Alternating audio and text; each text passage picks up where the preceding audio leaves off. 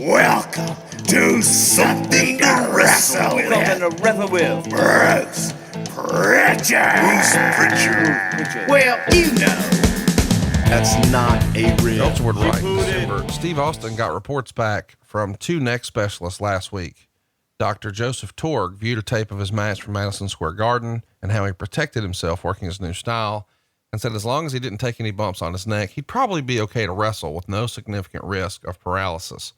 But a second doctor, second opinion, examined his neck and said with the wrong bump, permanent paralysis is still a possibility.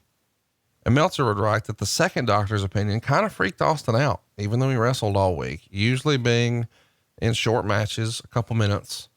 But for the most part, the injury suffered in the Owen Hart mishap was healed, but all this residual neck damage has just accumulated to a dangerous spot for him.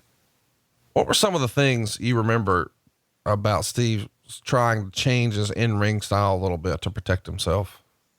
Well, Steve was very protective of bumps in particular. He was very protective of anybody picking him up and throwing him down, just making sure that he was going to land flat.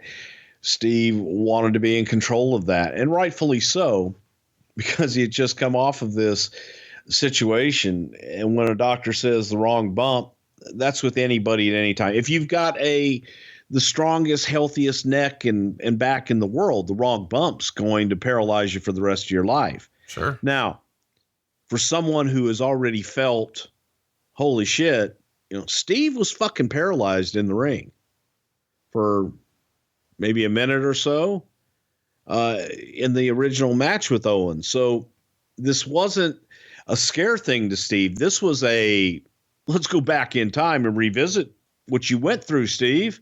Let's go back and revisit that minute that you spent on the apron looking up at the lights wondering, fuck, am I ever going to walk again? Man, that's real shit that will fuck with your head. I don't care who you are. So Steve now is trying to figure out, okay, he's heard this and he knows it because he's felt it.